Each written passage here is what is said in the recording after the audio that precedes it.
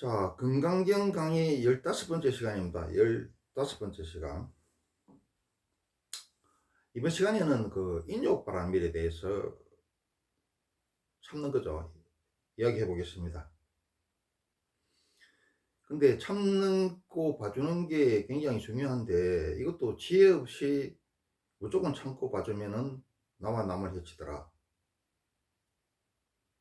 그래서 인욕바람밀에 대해서도 지혜가 필요합니다. 그거에 대해서 한번 이야기를 해 보겠습니다. 수보리아 열애가 말하는 제일 바람일을 행하되, 제일 바람일은 육바람일 중에 보시죠. 제일 바람일을 행한다는 생각에 걸리지 않아야 참으로 제일 바람일을 행한다고 할 수 있다.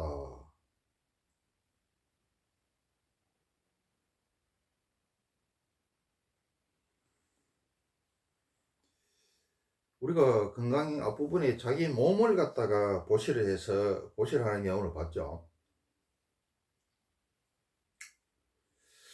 이거에 대해 가지고 우리 성경에서 한번 찾아봅시다. 그 신뢰를 갖다가 우리 예수님이 십자가에 못 박혀 죽었죠. 성경에 따르면 우리는 원죄를 갖고 있다 그러죠. 아담과 이브가 어떻습니까? 에덴 동산 그 지상 천국에서 살았는데 하나님이 하지 말라는 선악과를 따먹은 원죄가 있어서 에덴 동산에서 쫓겨났죠. 그래서 인간들은 태어날 때부터 죄를 가지고 태어나더라. 기독교 입장입니다. 그걸 갖다 누가 대속으로 했습니까? 대신 죄를 짊어지고 갔습니까?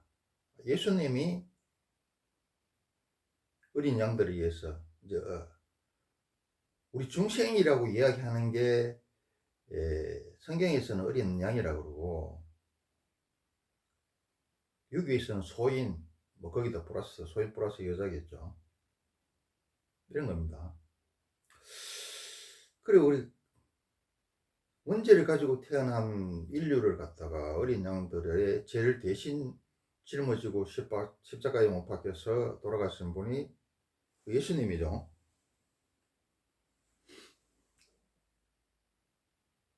그래서 이제 살신 성인한 거죠. 그래서 이제 기독교나 천주교의 예배 드리는 거 보면은, 특히 천주교의 예배 드리는 거 보면은 어, 포도주하고 떡을 갖다가 이렇게 줍니다. 포도주는 뭡니까? 예수님 십자가에 매달려서 흘리신 피를 이야기하고, 그 떡은 예수님이 살을 의미하죠. 예수님이 살과 피를 마시면서 그 예수님의 그 숭고한 뜻을 잊지 말고 우리도 그런 삶을 살아야 되겠다, 이런 걸 갖다가 다짐을 하는 거죠. 수브리아 부처님 말씀하십니다.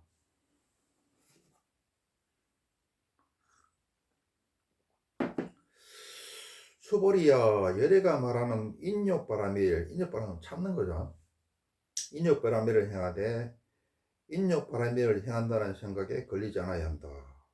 수보리아 열애가 옛날 가리왕에게 신체를 베이고 지킬 때에도 열애는 아상, 인상, 중생상, 소자상에 걸리지 않았다. 열애가 신체를 베이고 지킬 때에 아상, 인상, 중생상, 소자상에 걸려 있었더라면 당연히 썩내고 원망하였을 것이다. 수부리야, 되돌아보니 인욕 선인이 되어 인욕 바라미를 수행하고 있었던 500생애 동안이 생각난다. 그때도 아상, 인상, 중생상, 수자상에 걸려있지 않았다. 수부리야, 모든 생각에서 벗어나야 참으로 안욕따라 삼약삼보리의 마음을 내었다고 할 수 있다. 인욕바람에 대해서 이야기하는데 우리 부처님께서 전생 이야기입니다. 전생에 참는 법을 갖다가 500생일 동안이나 닦았다 그랬죠. 저번 강의에는 뭐라 그랬습니까? 부처님이 포교를 잘하기 위해서 잘생겨지는 공덕을 갖다가 여러 생에 걸쳐서 닦았다 그랬죠. 이 창비가 얼마나 어려웠으면은 부처님께서 500생애 동안이나 한 생도 힘든데 500생애 동안이나 인욕바라미를 닦았는지, 그래서 참 참는 게 어렵죠. 근데 이제 여기에 이야기가 있어요. 이야기가 뭐냐 하면은, 옛날에 이제 우리 그 전생 이야기인데, 부처님이 이제 그 인욕바라미를 닦고 있었어요. 그런데 이제 숲속에서 인욕바라미를 닦고 있는데, 이 가리왕이라는 아주 포악한 왕이 있었어. 그러니까 이놈이 왕비하고 그 옆에 그 뭐 처녀들하고 뭐 첩들하고 데리고 군사들 호위하에 숲속에 놀러 왔어요. 그래서 뭐 술 먹고 춤추고 놀다가 왕이 술을 먹고 이렇게 잠이 들었어. 그래서 깨어서 보니까, 아니 그 이쁜 왕비하고 시녀들하고 첩들이 아무도 없어요. 그래서 과랑이 화가 나서 군사들을 시켜서 왕비와 첩들과 시녀들을 찾아보라 그럽니다. 찾아보니까 이그 동굴 앞에 인욕 선인이 그냥 인욕 바라미를 닦고 있고, 거기서 법문하는 거에 대해 가지고 그 왕비하고 자기 왕비하고 시녀들하고 첩들이 그 인욕 수행자의 법문을 듣고 있는 거야. 거기에 막 넋이 빠져가지고 입이 해벌레 해가지고 막 침을 줄줄 흘리면서, 그러니까 막 이 과량이 시기 질투가 일어나가지고, 시기 질투 다음에 뭡니까? 분노죠. 분노가 일어나서 그냥 막 자기 군사들을 시키고 자기가 또 직접 칼을 빼들고 막 이 가량을 갖다가, 가량이하고 인욕 수행자를 갖다가, 전생 부처님을 갖다가 칼로 남도질을 합니다.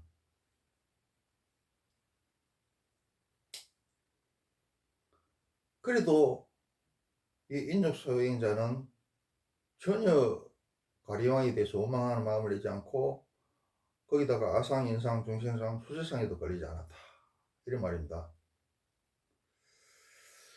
그래서 이제 우리가 태고종에 보면은 그 붉은 홍의를 입죠. 이게 이제 그걸 갖다가 기억하기 위해서 홍의를 입습니다. 우리가 여기서 느껴야 될 거는 뭐냐 하면은 시기 질투, 분노, 그리고 무자비한 폭력이죠. 이제 우리가 여기서 짚고 넘어가야 될 거는 뭐냐 하면은, 남자의 질투가 여자의 질투보다 훨씬 무섭습니다. 그리고 여러분들이 잘못 생각하는 게, 여자는 속이 좁고 남자는 속이 넓을 것 같죠. 틀린 말이 아닙니다만은, 그 자세히 들어가 보면은 그게 아니에요. 옛날 속담에 이런 말이 있습니다. 남자 속은 두레박이요, 여자 속은 항아리라고 합니다. 항아리가 큽니까? 두레박이 큽니까? 여자 마음이 더 넓습니다. 그리고 여자가 그렇게 약삭 빠르고 교활하고 싸가지 없는 것 같고 사악한 것 같지만은, 자기 자식들한테는 어떻습니까? 부처가 따로 없고 예수가 따로 없죠. 실질적인 부처가 예수고 하나님이죠.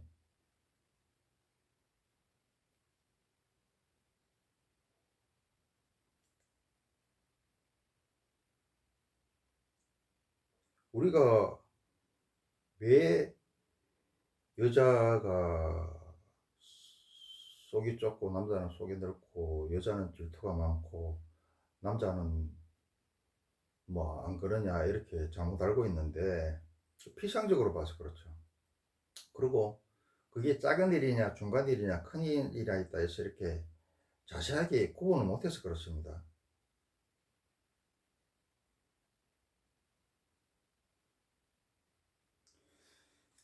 자, 그 이유에 대해서 설명을 하겠습니다.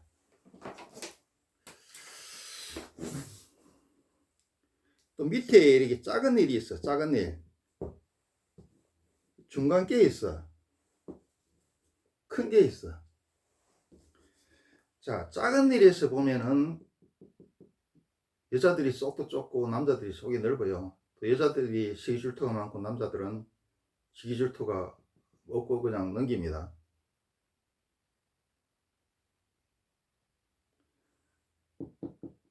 그래서 중간 일은 어떻습니까? 중간 일이 오면은 남자가 속이 좁고 여자가 속이 넓고 남자가 시기질투가 심하고 여자가 마음이 넓습니다. 시기질투가 덜해요. 이 부분이 이야기하는 건 뭐냐면은 남자는 두레박이고 여자는 항아리라는 이야기입니다. 근데 이 단계 큰 단계에 올라가면 또 남자가 속이 더 넓어요. 여자라는 그 태생적 한계 때문에 생리적 한계 때문에 성인이나 현인이 나올 수 없죠. 그 성인 현인은 몇 명 됩니까? 이렇게 피라미드형이 되죠.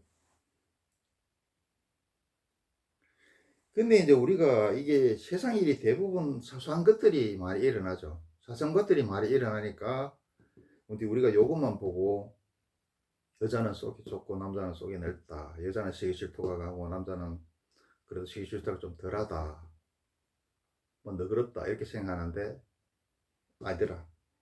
중간 단계에 오면 역전되고 다시 높은 단계에 오면 또 역전됩니다. 그리고 연애할 때 보면은 여자들이 이런 말을 해요.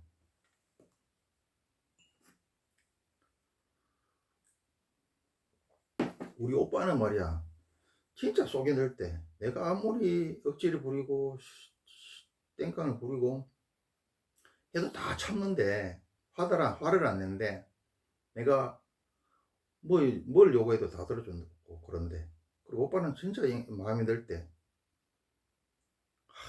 참 내 그 천만의 만만의 콩떡입니다.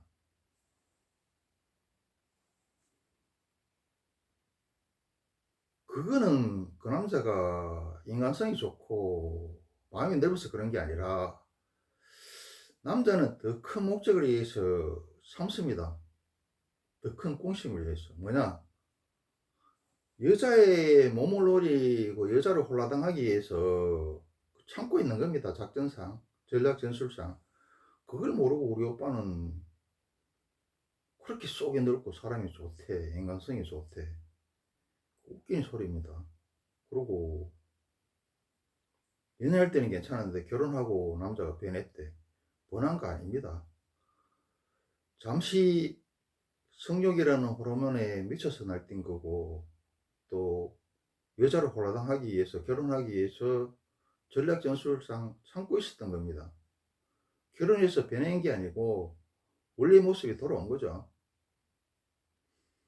그래서 남자와 여자의 쪽이 좁고 넓고 시기 질투가 뭐 더 많고 덜 많고는 작은 일, 중간 일, 큰 일 이거에 따라서 틀려집니다.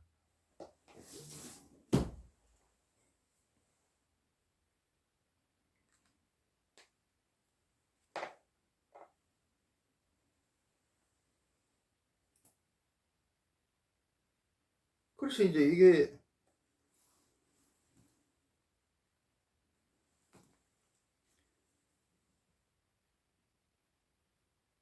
그 부처님 전생에 인욕 수행자가 돼서 인욕 바라미를 닦고 있는데 가리양이 시기 질투 때문에 주신 부처님이 온몸이 남돌이질 당했죠. 그래도 참았다 그러죠.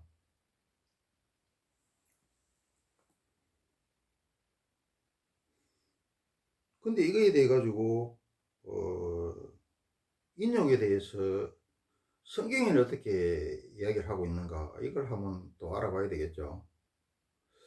성경에 이제 다 알다시피 구약 신약이 있습니다. 신약은 예수님이 나오고 나서의 기록이죠. 예수님의 삶과 사상에 대한 기록이죠. 성경의 구약은 어떻게 되었느냐 하면은 눈에는 눈, 이에는 이 이렇습니다. 그런데 신약에 오면은 예수님이 이 구약 이렇게 이런 걸 완전히 바꿨죠. 그래서 신약에는 뭐 어떻게 되냐 하면은 오른밤을 때리면 왼밤도 메어주라. 이게 이제 마태복음 5장 39절입니다. 너희 원수를 사랑하며 너희를 핍박하는 자를 위해 기도하라. 이야, 원수를 사랑하고 또 원수가 잘 되게 기도하래. 이게 어디 나오느냐? 마태복음 5장 44절입니다. 또 너희가 사람의 과실을 용서하며 하나님께서도 너희 과실을 용서하리라. 제한적인 사람 없죠. 내가 다른 사람의 과실을 용서하면 하나님께서 내 과실을 용서해 주겠다는 말입니다. 여기 어디 나오냐 하면은 마태복음 6장 14절에 나옵니다. 그리고 이제 아까 이야기했다시피 태고종의 붉은색 가사는 그 인육 선인의 붉은 피를 상징하죠. 그런데 이제 이렇게 이야기하는데 실질적으로는 그 유대교들은 어떻습니까? 유대교들하고 유대교의 대표 선수 이스라엘하고 또 이슬람교의 대표 선수 중동 국가들은 치고받고 뭐 끝도 없죠.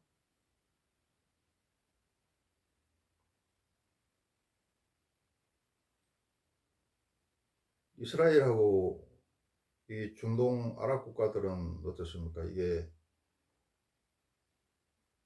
아브라함의 그 자식 중에 배다른 형제들이죠. 이름이 하도 오래됐죠. 기억이 이름이 제대로 내가 맞는지 모르겠는데 하여튼 이삭은 이스라엘 민족은 그 아브라함의 본처한테서 난 아들이고 그리고 아람 민족은 그 이스마엘입니까? 이 친구는 그 아브라함의 본처의 여종의 자식입니다. 그러니까 배다른 형제들이니까 사이좋게 지낼 리가 없죠. 그리고 또 어떠냐? 인도는 힌두교고 또 파키스탄, 방글라데시 여기는 이슬람교죠. 그래서 자기들끼리 또 치고받는 게 또 말도 못하죠. 또 기독교는 또 십자군 전쟁 일으켜서 유대교나 이슬람교에 대한 막대한 약탈과 살육을 자행했고 또 종교전쟁을 갖다 신교, 구교 간 종교전쟁을 또 30년간이나 했죠. 근데 우리 불교는 포교하는 과정에서 어떤 사력도 없었고 또 불교를 이해한 전쟁이나 이런 게 하나도 없습니다. 가장 평화적인 종교죠.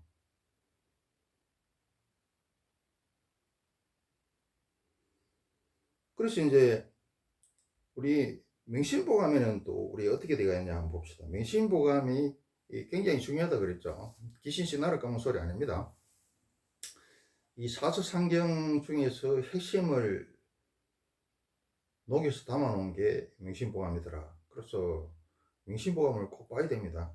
자기가 유교를 공부하든 불교를 공부하든 성경을 공부하든 명심보감은 꼭 보고 넘어가야 된다.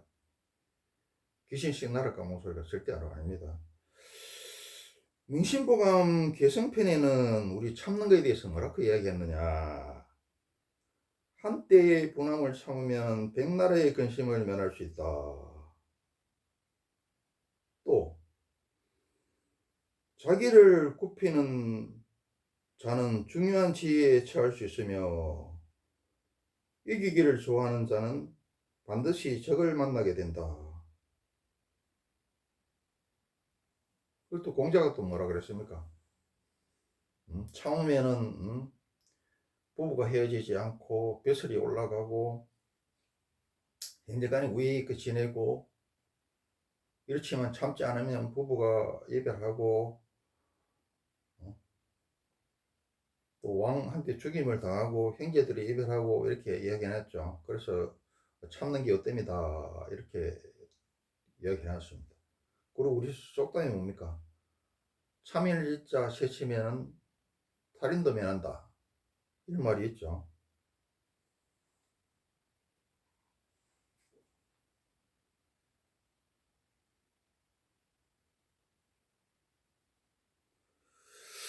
그런데 이제 문제는 뭐냐 하면은, 이게 내가 이야기했죠. 선생 말이나 부모 말은 안 들어도 안 되지만 너무 들으면은 선생이나 부모의 그 한계를 벗어날 수가 없죠. 우리가 주입식 교육을 나쁘다 그러는데 그 모르고 하는 소리입니다. 주입식 후에 창조가 나옵니다. 모방 후에 창조가 나옵니다.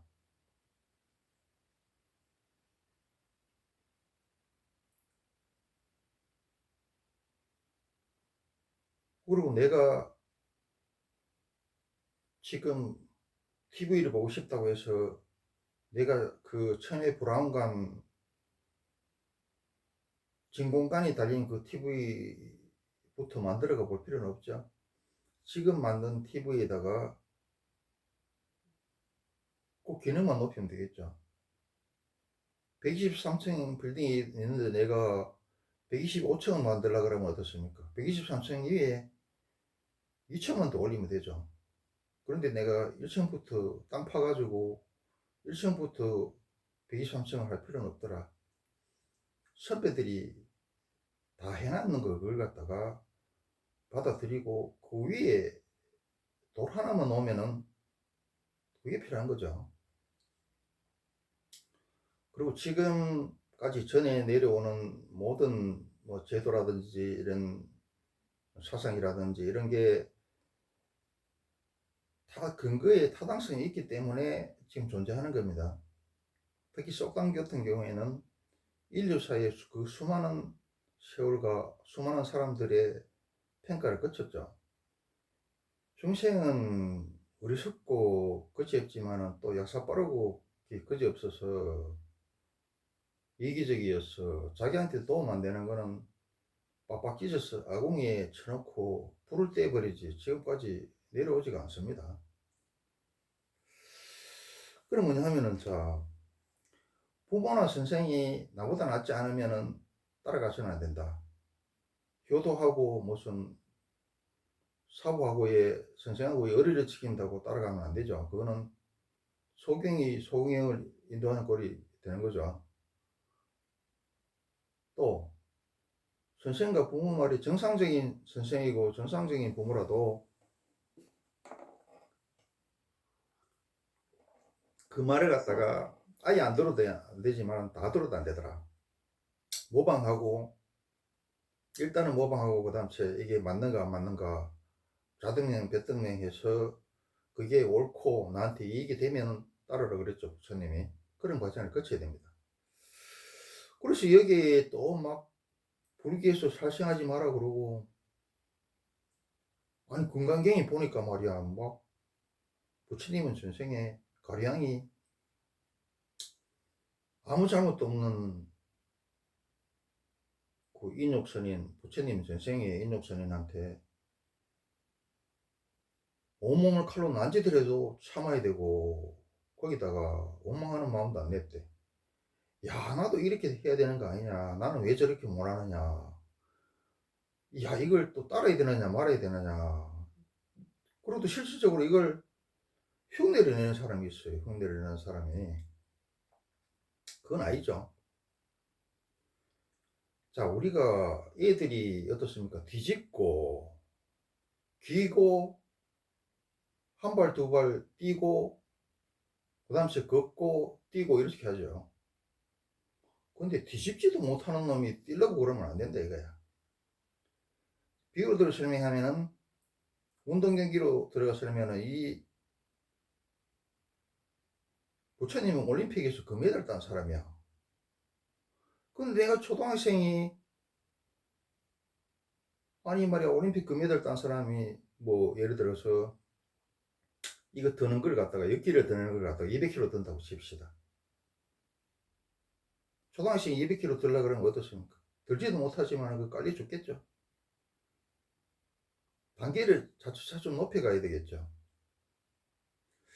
그리고 아기들이 뒤집을 때 할 수 있는 게 있고, 그 다음에 한 걸음, 두 걸음 뛸 때 할 수 있는 게 있고, 걸을 때 할 수 있는 게 있고, 뛸 때 할 수 있는 게 틀리죠. 그러니까 자기 건지기와 상황은 초등학생도 안 되는데, 올림픽 금메달리스트 흉내를 내고 있어. 초등학생이 또 대학 교수도 아니죠. 이거는 노벨상 받은 대학 교수죠. 대학 교수를 흉내를 내고 있어. 그러면 안 됩니다.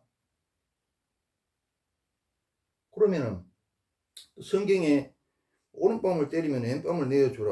뭐 너희 원수를 사랑하며 너희를 핍박하는 자를 위해 기도하라. 좋은 말이죠. 이거는 올림픽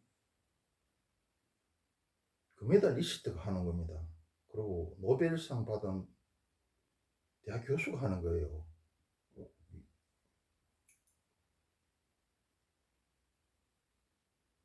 그 무조건 따라가면 안 된다. 오른발을 때리면 왼발을 내주면은 그럼 상대방이 아이고 형님 어째 그래 참 종교를 잘 믿으시오 어째 그래 착하요 어째 그래 마음이 넓어요 내가 5번에 때린 거 미안한데 다음부터는 안 때릴게요 아이고 여사님 어째 그래 훌륭하십니까 이럴 줄 알죠. 천만의 만만의 공택입니다. 이 중생들이라는 게 만만한 존재가 아닙니다. 이게 동물과 신사에 있어서 어디로 튈지 모릅니다. 이게 대부분의 중생들은 어리석죠. 어리석고 사악하고 교활합니다. 천사가 중생이지만 악마도 중생이죠. 천사가 맞습니까? 악마가 맞습니까?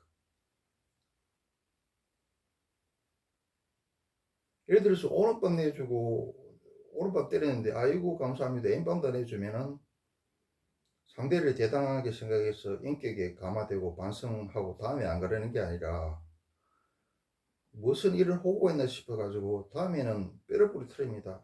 다음에는 그 집에 쳐들어와서 재산을 빼들어갑니다. 그 다음에 그 집에 찾아와서 서서식을 강간할 겁니다. 그 다음에는 그 집에 찾아와서 부르질러 버릴 겁니다. 이게 인간이더라 이거야.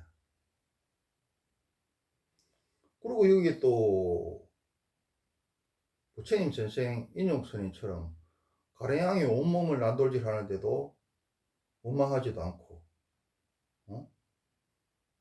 그런 마음을 냈다. 그럼 막 깡패가 와가지고 뭐 나를 칼로 찔러도 뭐 아이고 어?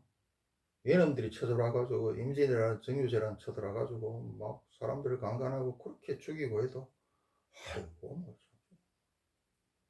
뭐 여진족 천나라가 돌아가지고 뭐 그렇게 죽여도 뭐 아이고 뭐 참아야지 뭐 그럴 수도 있지.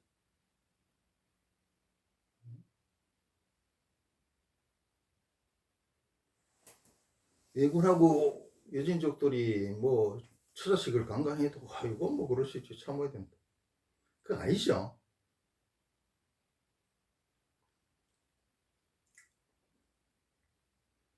그리고 또 이런 사람도 있어요. 불교에서 살생을 하지 마라 그랬다고. 아니 모기 파리는 죽여야 됩니까? 살려야 됩니까? 이렇게 묻는 사람도 천지빛깔이에요. 당연히 죽여야 되죠. 내가 이야기했다시피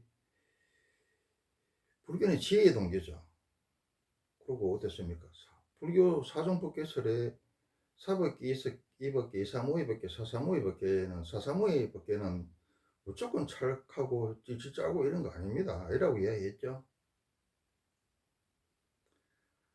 부처님이 살생을 하지 말라는 이야기도 했지만은 또 어떻습니까?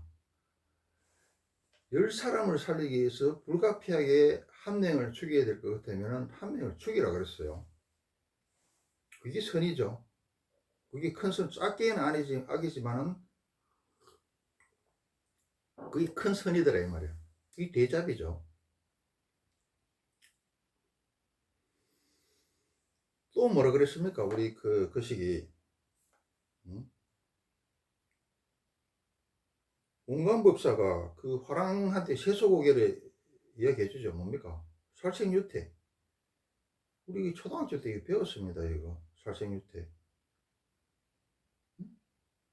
살생을 무조건 막무가내로 하면 안 되지만은 불가피할 경우에 가려서 어쩔 수 없을 경우에 살생을 해야 되죠.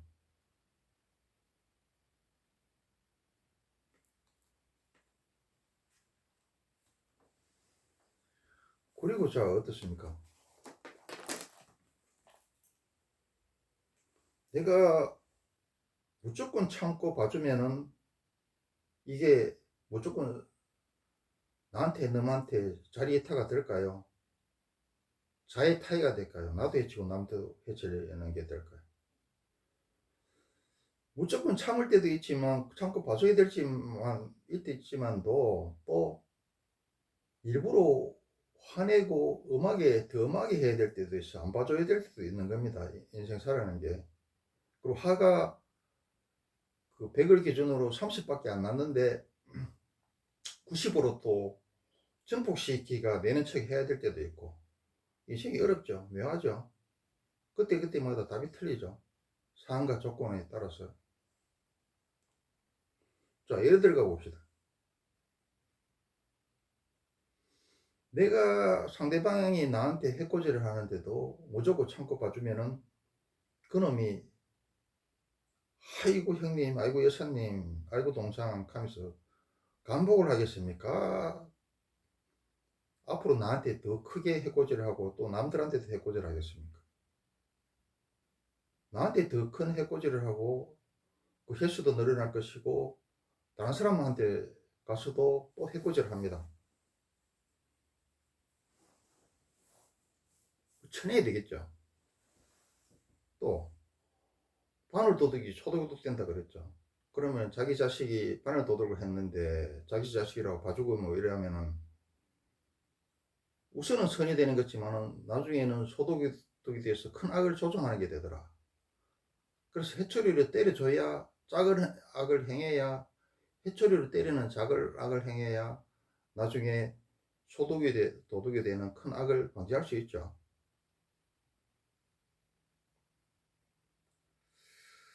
그래서 이제 우리 주역에 또 예를 안 들 수가 없습니다. 근데 요 듣는 분께서는 불교를 이야기하면서 건강경을 이야기하면서 뭐 명심 유교도 나오고 뭐 지옥도 나오고 뭐 성경도 나오고 왜 그러냐 그러는데 그 이유에 대해서는 여러 번에 걸쳐서 이야기했죠. 그리고 우리 타너 스님도 처음에는 유학도 했어요. 그리고 지옥에 능통했습니다. 또 불교 도교에도 능통했고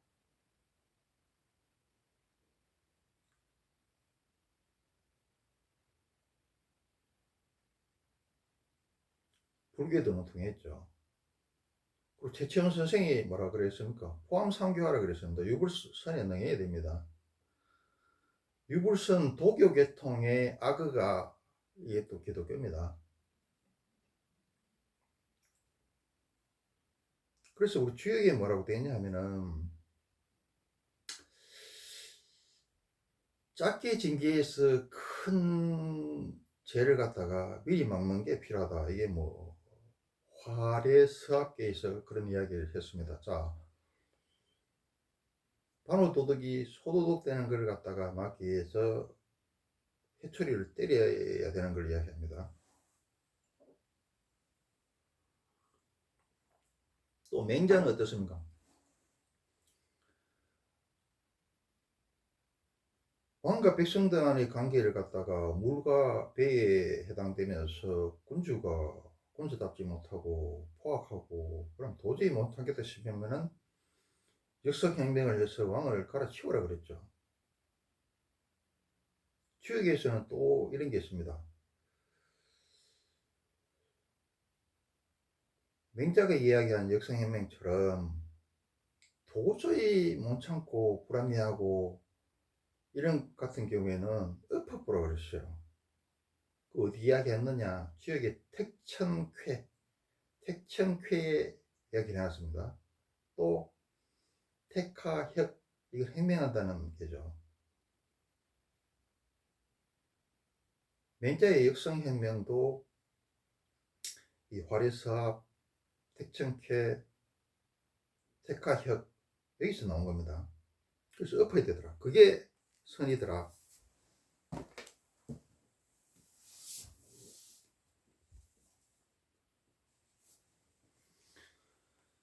자, 아까 부처님께서 살생을 하지 말라 그랬지만은 10사람을 살리기 위해서 불가피할 경우 한 사람을 죽이라 그랬죠. 그게 대선이죠. 이게 있었기 때문에 임진왜란 정유재랑 때 서산대사, 사명대사, 이런 양반들이 성병을 일으켰죠. 얘놈들이 쳐들어와서 백성들을 죽이고 여자들을 겁탈하고 재물을 빼앗아 가는데 가만 보고 있으면 안 되겠죠. 아니 뭐 그 살생하면 안 된다는데 이러면서 살생하면 안 되겠죠. 그때는 본인이 떨쳐 일어나서 살생을 외놈을 죽여서 살생을 하는 것이 백성들이 재산을 구하고 사람들을 살리고 또 여자들이 겁탈당하는 걸 갖다가 막는 대선이 되더라. 이때는 살인이 또 대선이 되는 겁니다. 또 부처님 시대에 이런 이야기도 있어요. 그 광액도라는 이야기는 백정인데 이 양반이 그 뭐 자기는 먹고 살기 위해서 소를 잡고 또 수요가 있으니까 공급이 있고 소를 잡는데 자기도 사람이고 또 양심이니까 소를 잡으니까 마음에 안 좋죠. 또 소도 그 도살장에 끌려갈 때 울고 그럽니다. 그래서 이제 괴로워가지고 부처님한테 찾아와서 물어요. 참 내가 이게 뭐 먹고 살아야 되고 처자식도 보양해야 되고 부모님도 보양해야 되고 또 뭐 누군가는 이해를 또 해야 되니까 하는데 참 소를 죽일 때마다 이 죄스럽다. 이 죄를 어찌하면 됩니까? 이 직업을 계속 할 수도 없고 버릴 수도 없다. 그렇게 하소연하니까 부처님이 이렇게 말씀하십니다. 그렇게 생각하지 말고 내가 이 소의 껍질을 덮어쓰고 튀지게 고생하는 이 소를 갖다가 말이야 내 손으로 극락으로 보내주는 그런 역할을 하는 아주 그 처자 같은 사람이다. 보살 같은 사람이다. 이렇게 생각하라. 사실 그렇죠. 그래서 그 백정이라는 광역도라는 백정이 그 다음에는 그냥 뭐 아주 뭐 신나게 두드려 잡는 거야. 이게 불교입니다. 이걸 갖다가 이제 이해를 하려 그러면은 불교의 이게 중도라는 개념을 알아야 돼요.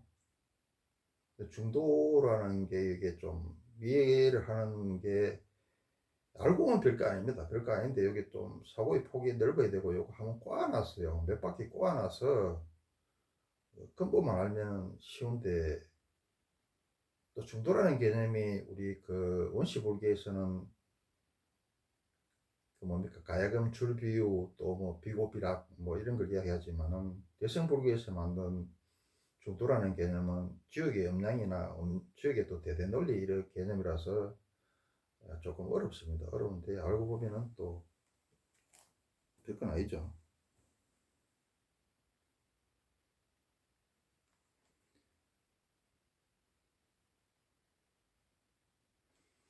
그리고 이제 그러면 우리가 뭘 해야 되느냐 하면은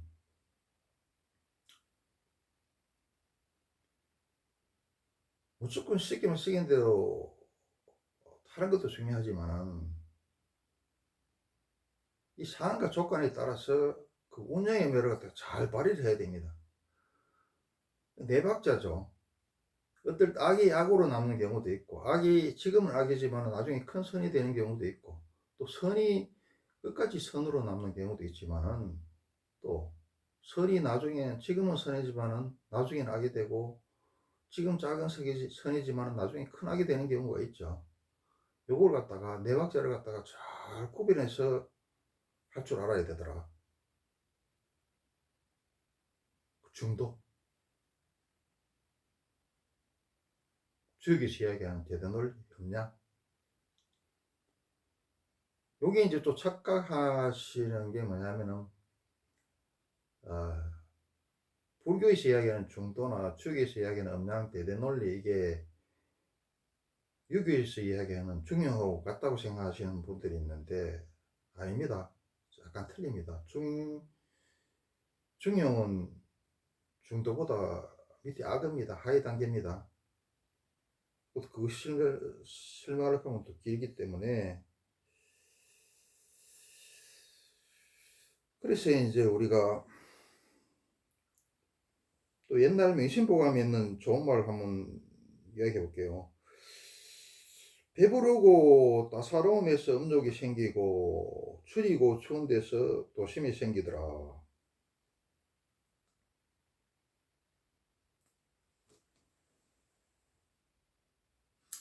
그리고 뭐냐면 아까 이제 인내에 대해서 여러 가지 인내가 있습니다. 근데 내가 살아보니까 뭐 육체는 참 정신이 대단하지 육체는 대단 안 하다 그러는데, 하이 집합이라 그러는데 웃긴 소리 하지 마세요.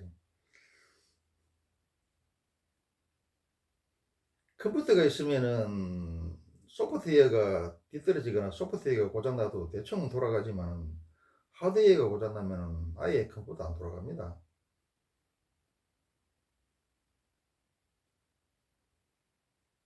육체 속에 정신이 담겨 있어요. 육체가 더 중요해요. 나 육체가 더 중요 안 하다 가는 사람한테 바늘을 한번 찔러보고 싶어. 아예 소리 안 하는데. 자꾸 이상한 것 듣고 말이야. 막 괜히 그릇되게 보이려고 말이지. 자기가 무슨 뭐 차도 높아 보이려고. 그런 식으로 이야기하고. 또 자기도 뭐 그거 하면 공범이 자등면 버등에 해보지도 않고, 그 일이하고 뭐 아주 뭐 이름 있는 사람이 이야기하니까 그대로 자기도 그걸 갖다 복사해가지고 무슨 소리인지도 모르고 복사해가 이야기하고, 자기도 뭐, 그 대단한 사람, 자기도 뭐 대단한 사람 보이려고 앵무새처럼 따라하고 이러면 안 됩니다.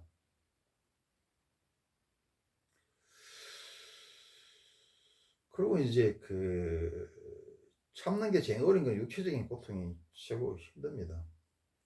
근데 정신적으로 이게 조금 어려운 게 있어요. 뭐가 어렵냐면은, 예, 불확실성에 대한 인내,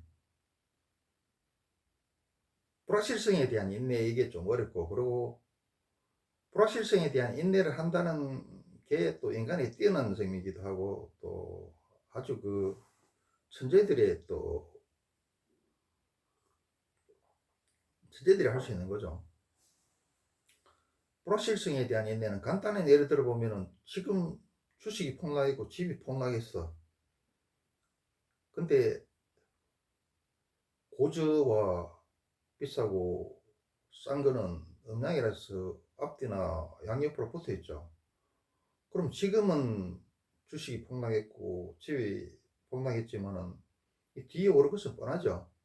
그렇지만은 수많은 역사적 선례가 있었지만 또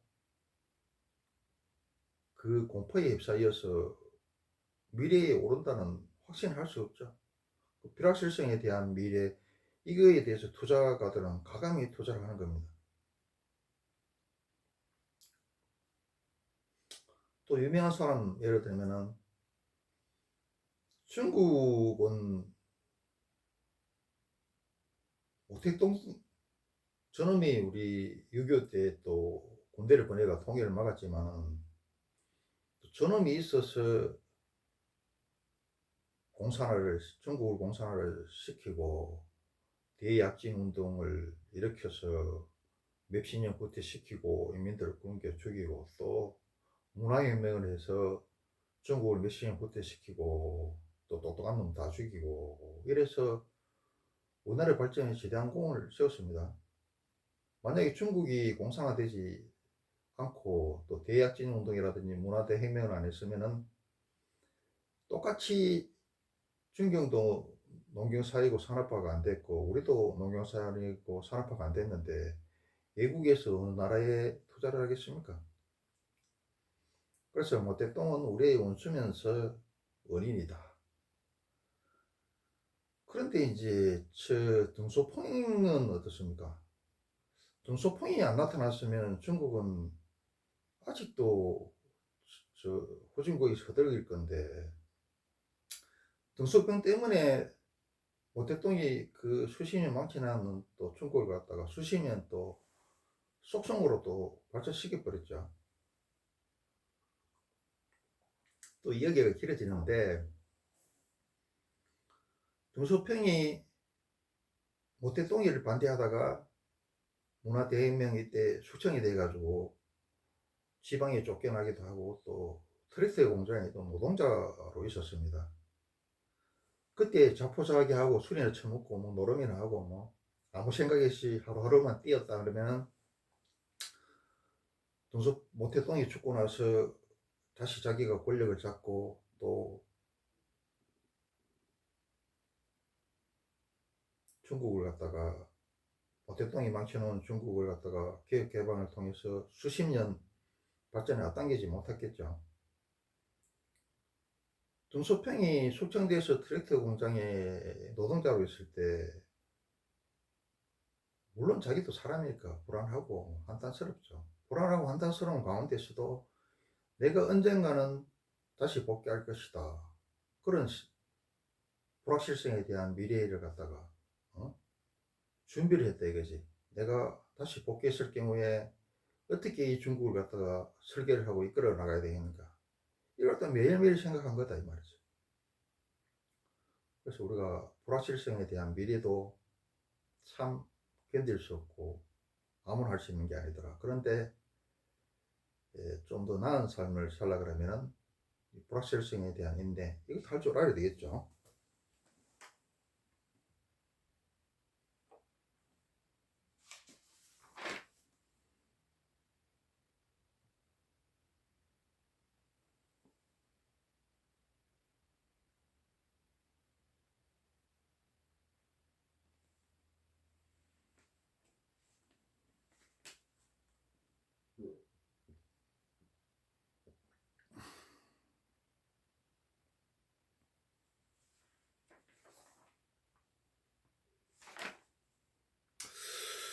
그런데 이제 우리가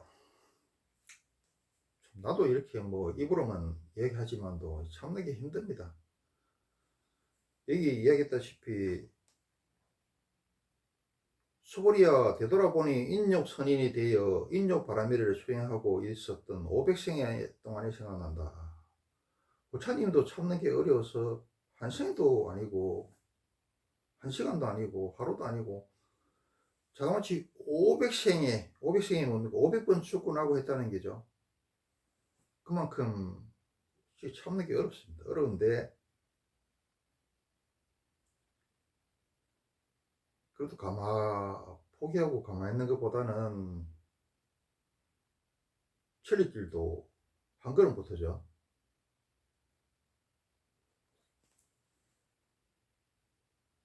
또 사실은 우리가 둔재가 전제를 못 이깁니다. 못 이기는데 그래도 우리가 토끼와 거북이 이야기도 있고 또 끊임없이 또 노력하면은 우리 그 산도 옮긴다는 중국의 그 5023도 있죠.